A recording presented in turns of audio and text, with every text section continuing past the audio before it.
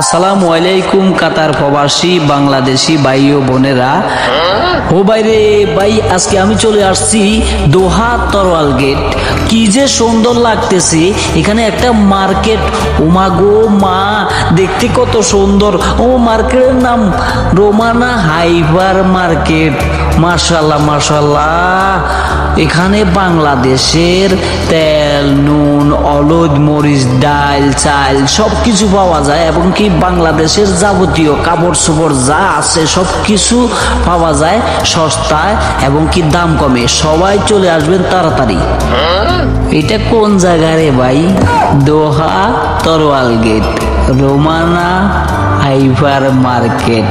ভুলবেন না যেন, বাংলাদেশের সবকিছু এখানে পাওয়া যায়।